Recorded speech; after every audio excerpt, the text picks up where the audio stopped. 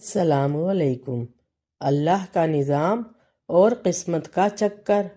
آج میں آپ سب کو ایک ایسی کہانی سنانے جا رہی ہوں، وہ ہے اللہ کا نظام اور قسمت کا کھیل۔ یہ کہانی آپ کے دل کو چھو لے گی اور اللہ پر آپ کا یقین اور مضبوط کر دے گی اور آپ کے دل کے احساسات کو بدل دے گی۔ تو پھر آئیے چلتے ہیں اپنی آج کی کہانی کی جانب۔ اندلس شہر سے کچھ فاصلے پر ایک گاؤں میں ہمایوں نامی ایک شخص رہتا تھا۔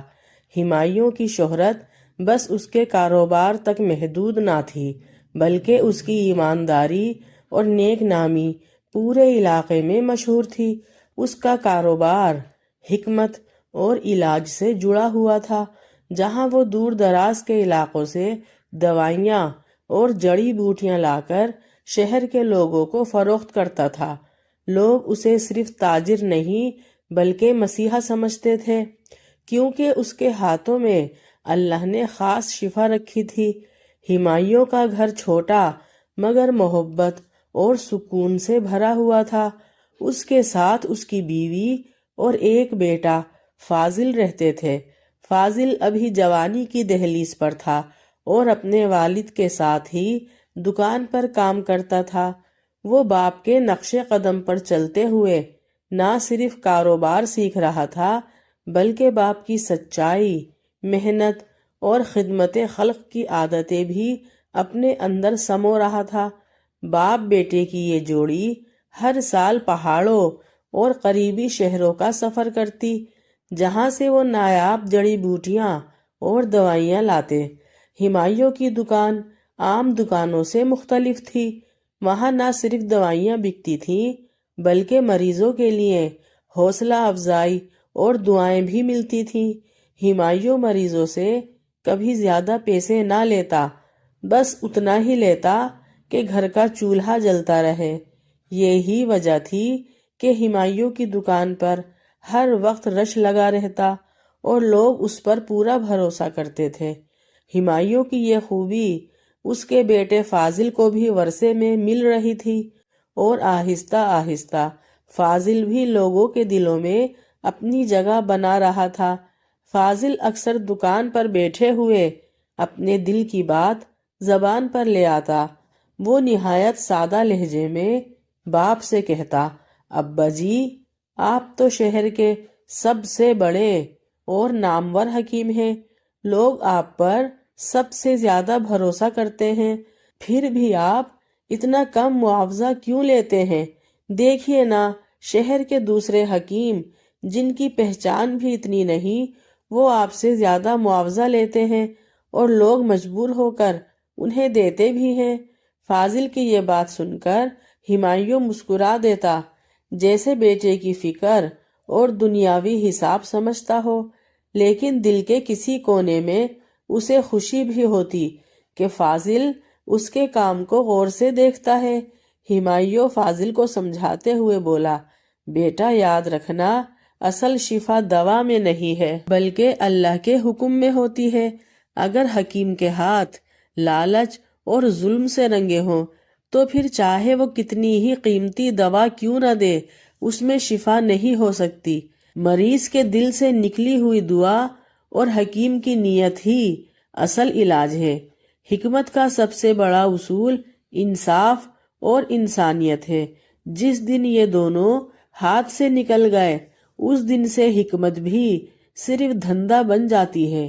پھر ہمایوں نے اپنی بات کو مزید گہرا کرتے ہوئے کہا، اور جہاں تک پیسوں کا معاملہ ہے تو بیٹا، پیسہ کبھی اصل سہارا نہیں ہوتا۔ اصل سہارا ہمیشہ اللہ ہے۔ اگر نیت صاف ہو اور بھروسہ پختہ ہو اور اگر قسمت میں ہو تو رزق خود راستہ بنا کر آتا ہے۔ انسان کا کیا اختیار، سب کچھ اسی کا ہے، وہ ہی مالک ہے، وہ ہی دینے والا ہے۔ بس تو یہی سیکھ کہ انسان کے ہاتھ صرف خدمت کے لیے ہیں، دینے والا صرف اللہ ہے۔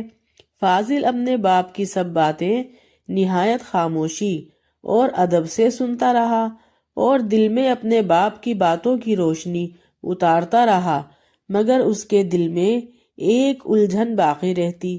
وہ اکثر سوچتا کہ یقیناً اللہ پر ایمان ضروری ہے، لیکن جب ہم خود مشقت کرتے ہیں، پہاڑوں پر سفر کرتے ہیں، جڑی بوٹیاں لاتے ہیں، دن رات دکان پر محنت کرتے ہیں اور چیزیں فروخت کرتے ہیں، تو پھر اس میں قسمت اور اللہ کی دین کا کیا مقصد؟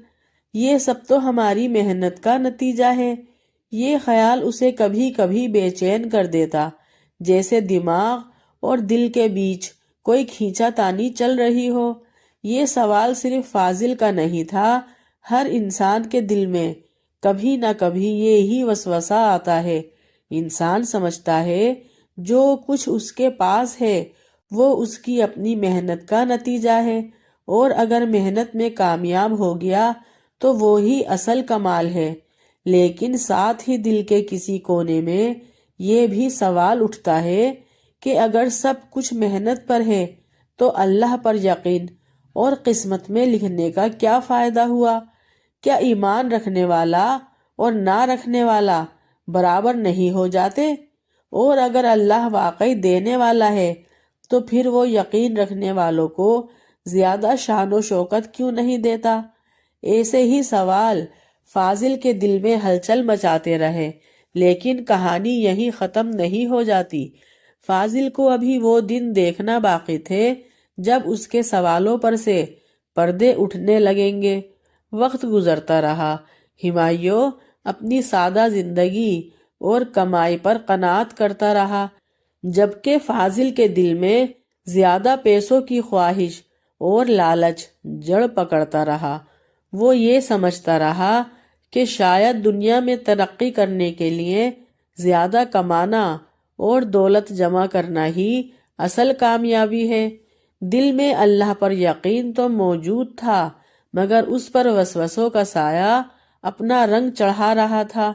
دن مہینوں میں اور مہینے سالوں میں بدل گئے، اور ایک دن ایسا آیا جب حکیم ہمایوں کی دکان میں دوائیوں کی سخت ضرورت پڑ گئی۔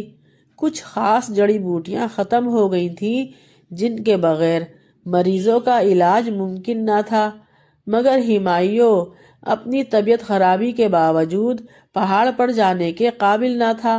اس نے اپنے بیٹے فاضل کو بلایا اور اس کی آنکھوں میں دیکھ کر کہا، اب یہ ذمہ داری تمہیں نبھانی ہے۔ فاضل نے باپ کے اعتماد کو محسوس کیا، مگر دل ہی دل میں وہ خوف زدہ بھی تھا، کیونکہ یہ سفر آسان نہیں تھا۔ راستہ پتھریلے پہاڑوں، اندھیروں سے بھرے جنگلات اور طرح طرح کے خطرات سے گزرنے والا تھا۔ فاضل جب گھر سے نکلنے لگا تو ماں باپ دونوں نے اسے دعاؤں کے سائے میں رخصت کیا۔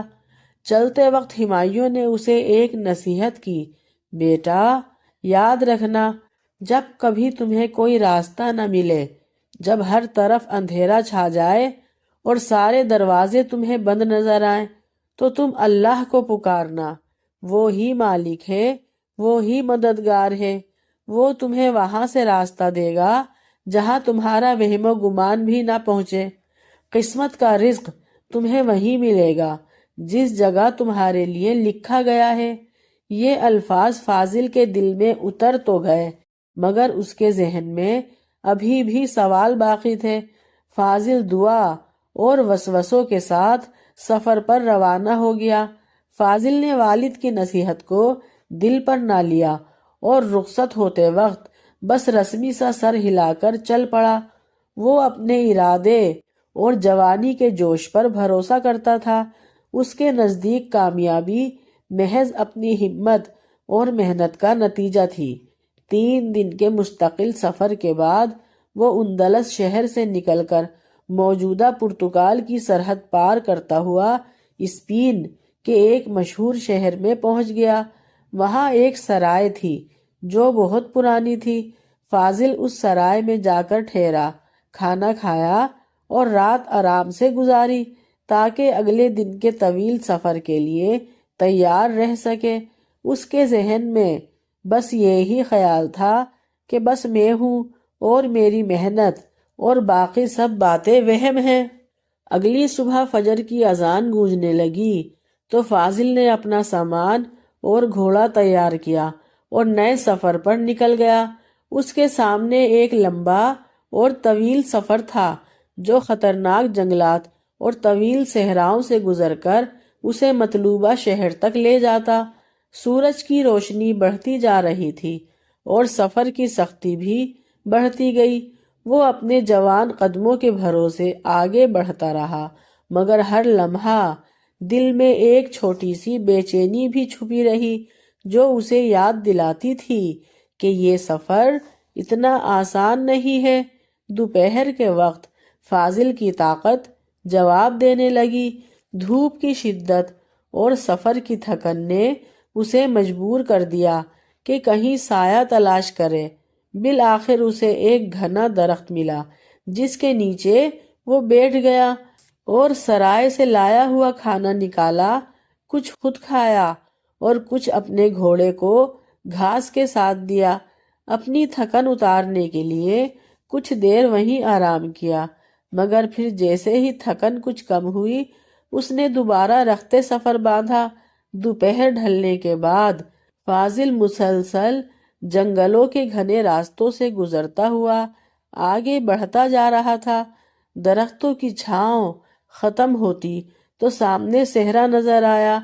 وہ گھوڑے پر سوار لمبی راہوں پر نکل پڑا، لیکن جتنا آگے جاتا شہر کا نام و نشان دکھائی نہ دیتا۔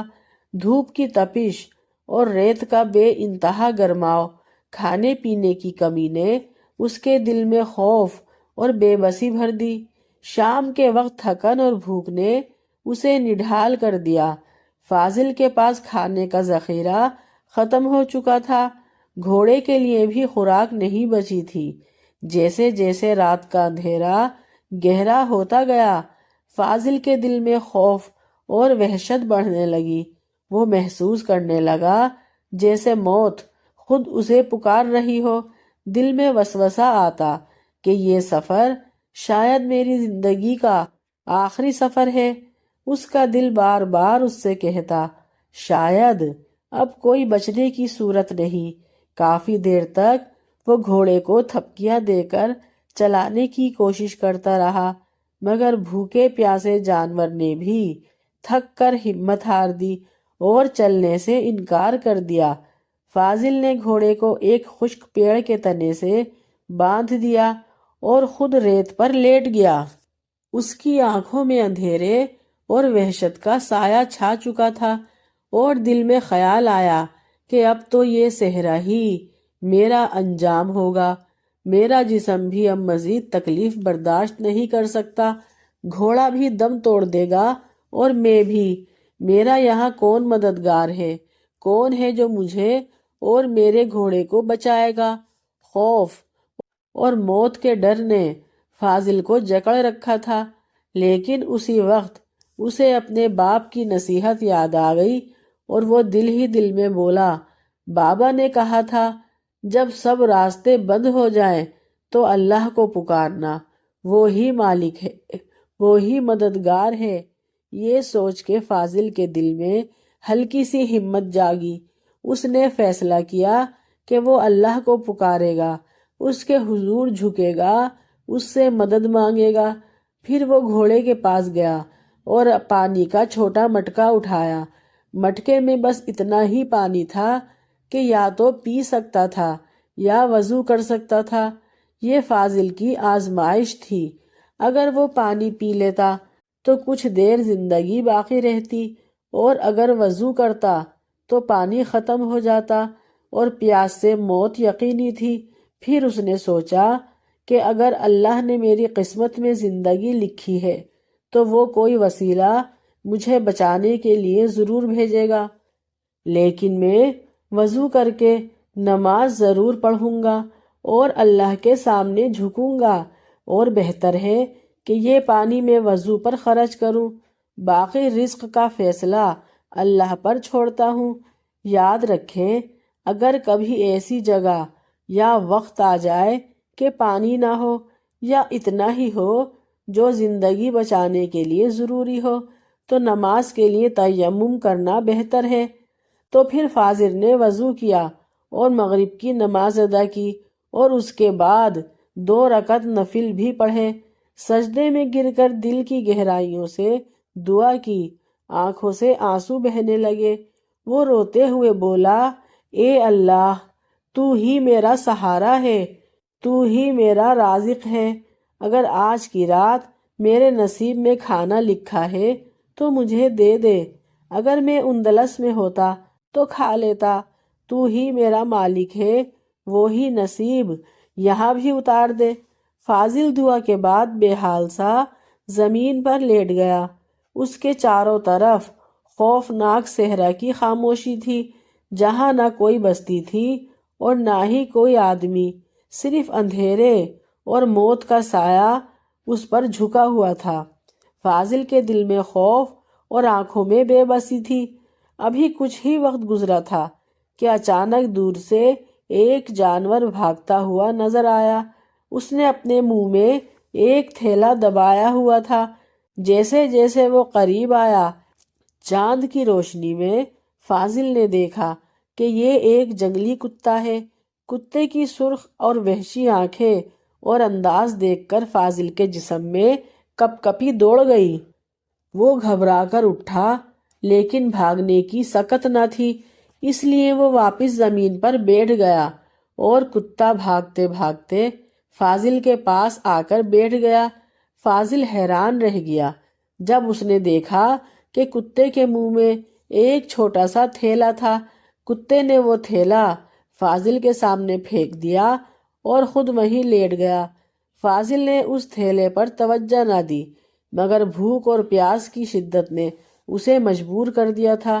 دل میں خیال آیا کہ اب تو بس جان بچانی ہے، چاہے یہ حلال ہو یا حرام، شاید اس تھیلے میں کچھ کھانے کو نکل جائے۔ جب فاضل نے وہ تھیلا کھولا تو اس کی آنکھیں حیرت سے پھٹ گئیں۔ تھیلے کے اندر گرم کھانا اور پانی کا ایک چھوٹا سا مٹکا تھا۔ فاضل کھانا دیکھ کر خوشی سے جھوم اٹھا، جیسے صحرا میں کوئی خزانہ ہاتھ لگ گیا ہو۔ اس نے جلدی جلدی کھانا کھایا اور پانی پیا۔ پیٹ بھرنے کے بعد اسے سکون ملا اور آنکھوں میں شکرانے کے آنسو اتر آئے۔ وہ دل ہی دل میں اللہ کا شکر ادا کر رہا تھا۔ رات کافی گزر چکی تھی۔ وہ وہیں ریت پر لیٹ کر تھوڑی دیر کے لیے سو گیا۔ صبح ہوئی تو وہ دوبارہ سفر پر نکلنے کی تیاری کرنے لگا۔ وہ جنگلی کتا بھی اس کے ساتھ چل پڑا، مگر اصل مسئلہ ابھی باقی تھا۔ صحرا سے نکلنے کا کوئی واضح راستہ نہ تھا، نہ کوئی نشان، نہ کوئی جگہ۔ فاضل دل میں سوچتا رہا کہ بس چلتا جاؤں گا تو کہیں نہ کہیں پہنچ ہی جاؤں گا۔ فاضل ابھی کچھ ہی دور گیا تھا کہ کتا زور زور سے بھونکنے لگا اور ایک طرف مڑ گیا۔ فاضل نے سوچا کہ یہ کوئی خاص بات نہیں اور اس پر توجہ نہ دی اور سیدھا چلتا رہا، لیکن کتا وہیں بیٹھ گیا اور مسلسل بھونکتا رہا، جیسے وہ فاضل کو روکنے کی کوشش کر رہا ہو۔ فاضل جب کچھ دور گیا، راستے میں اسے درندوں سے بھرا جنگل نظر آیا۔ یہ منظر دیکھ کر وہ فوراً واپس پلٹا اور وہاں سے بھاگ نکلا۔ واپس آ کر اس نے اسی کتے کا پیچھا شروع کیا اور دل میں سوچا کہ شاید یہ میرے لیے اللہ کی طرف سے کوئی وسیلہ ہو۔ کتا آگے آگے چل رہا تھا اور فاضل اس کے پیچھے پیچھے۔ کچھ دیر بعد فاضل کو ایک چھوٹا سا گھر نظر آیا۔ گھر دیکھ کر فاضل کے دل میں جان آ گئی۔ آخر کار انسانوں کی بستی مل ہی گئی۔ وہ دروازے کے قریب پہنچا اور دستک دی۔ اندر سے ایک بوڑھی عورت نکلی۔ اس نے نہایت نرمی سے کہا، کیا بات ہے بیٹا، کیا چاہیے؟ فاضل نے ادب سے جواب دیا، اماں جی، میرے گھوڑے کے لیے کچھ پانی مل جائے گا؟ ہم دونوں بہت پیاسے ہیں۔ اماں نے مسکراتے ہوئے کہا، ہاں ہاں، اندر آؤ بیٹا۔ فاضل اندر گیا، خود بھی پانی پیا اور گھوڑے کو بھی پانی پلایا، اور پھر کچھ دیر وہیں بیٹھ گیا اور باتوں باتوں میں اپنے بارے میں اور اپنے والد کی حکمت کے بارے میں بتانے لگا۔ بوڑھی اماں غور سے فاضل کی باتیں سنتی رہیں اور پھر شفقت سے بولی، بیٹا کل رات میں نے اپنے شوہر کے لیے کھانا بنایا تھا، ساتھ ہی صدقے کے طور پر کچھ کھانا اور پانی تھیلے میں رکھا کہ کوئی مسافر آ جائے تو کھا لے اور میرا صدقہ پورا ہو جائے۔ لیکن افسوس، رات کو ایک کتا وہ تھیلا منہ میں دبا کر بھاگ گیا۔ میں نے اس کا بہت پیچھا کیا مگر وہ تیزی سے صحرا کی طرف نکل گیا۔ اگر وہ کھانا ہوتا تو میں تمہیں ضرور کھلاتی، کیونکہ تم اتنی دور سے آئے ہو، ضرور بھوکے ہی ہوں گے۔ یہ سن کر فاضل کے دل میں ایک عجیب سا سکون اتر آیا اور آنکھوں میں کل رات کا منظر چھا گیا۔ وہ دل ہی دل میں سمجھ گیا کہ وہی کتا اس کا وسیلہ بنا تھا۔ فاضل نے کل کی ساری داستان اسی بوڑھی اماں کو بتائی کہ کل وہ کھانا اس نے ہی کھایا ہے تاکہ وہ عورت بے فکر ہو جائے۔ بوڑھی عورت نے نرمی سے کہا، بیٹا میں نے اپنے باپ اور ایک عالم سے سنا ہے کہ جو تمہاری قسمت میں ہوتا ہے وہی تم تک آتا ہے، لیکن اس کے لیے محنت شرط ہے۔ اگر تم یہاں تک نہ آتے اور اتنی محنت نہ کرتے تو یہ کھانا تمہیں کیسے ملتا؟ بوڑھی عورت کی باتیں فاضل کے دل کو لگی اور اسے اپنے باپ ہمایوں کی نصیحتیں بھی یاد آ گئیں۔ آنکھوں میں آنسو لیے وہ اس عورت کے گھر سے رخصت ہوا۔ دل میں ہزاروں سوال تھے مگر سوچتا رہا، یہ اللہ نے مجھے واضح نشانی دکھائی ہے کہ رزق دینے والا صرف اللہ ہے، چاہے انسان پتھروں کے بیچ میں ہی کیوں نہ ہو۔ مختصر یہ کہ فاضل نے جڑی بوٹیاں خریدی اور واپس اندلس پہنچ گیا۔ اس نے اپنے سفر کی ساری داستان اپنے باپ حکیم ہمایوں کو سنائی۔ حکیم صاحب مسکرا کر بولے، بیٹا تم مسلمان تو تھے مگر اللہ پر یقین پختہ نہیں تھا، تو تم نے سمجھا کہ کاروبار اور پیسہ ہی زندگی گزارنے کا سہارا ہے۔ بیٹا یہ بھی جان لو، کل رات تمہاری ماں نے ایک برا خواب دیکھا۔ وہ گھبرا کر اٹھ بیٹھی، نماز پڑھی اور کچھ کھانا صدقے کے طور پر الگ رکھا کہ صبح کسی ضرورت مند کو دے دے گی تاکہ تمہیں سفر کی سختیوں میں اللہ تعالی حفاظت کرے۔ وہی صدقہ تم تک پہنچا ہے۔ یاد رکھو، اللہ کے لیے اندلس میں رزق دینا اور یونان میں کھانا پہنچانا کچھ بھی مشکل نہیں، بس یقین پختہ اور مال حلال ہونا چاہیے۔ یہ تمہیں ایک ڈراؤنا سفر لگا، حالانکہ اللہ نے تمہیں 3 نشانیاں دکھائیں۔ اگر تم غور کرو، پہلی یہ کہ جو رزق تمہارے نصیب میں ہے وہ تمہیں ضرور ملے گا، چاہے تمہاری جیب خالی ہو یا تم جنگل میں ہو یا صحرا میں اکیلے ہو، چاہے تم پہاڑ کی چوٹی پر ہی کیوں نہ ہو۔ دوسرے یہ کہ اگر صدقہ اخلاص سے کیا جائے تو اللہ اسے وہاں پہنچاتا ہے جہاں اس کی ضرورت ہو۔ تیسری یہ کہ اللہ سے مانگنے سے بند راستے کھل جاتے ہیں۔ تمہارے لیے اس نے ایک کتے کو وسیلہ بنا دیا، کیونکہ انسان کا علم محدود ہے اور اللہ کا علم سب پر حاوی ہے، لامحدود ہے۔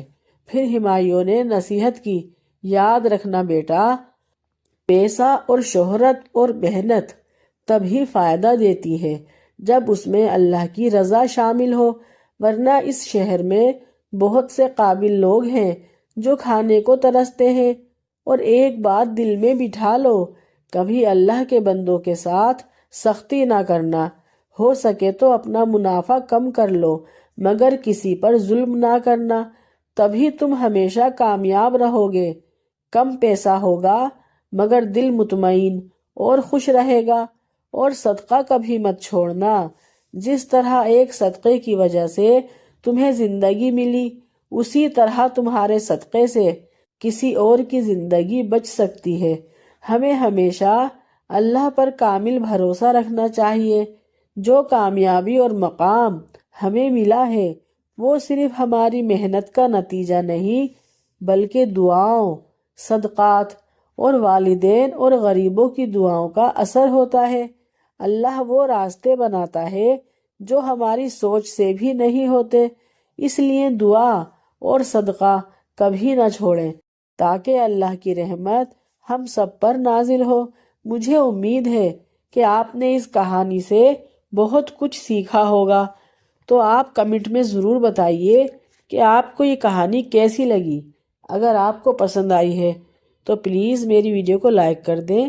میرے چینل پر نئے ہیں تو میرے چینل کو سبسکرائب کر دیں۔ نیکسٹ ویڈیو کے لیے اللہ حافظ۔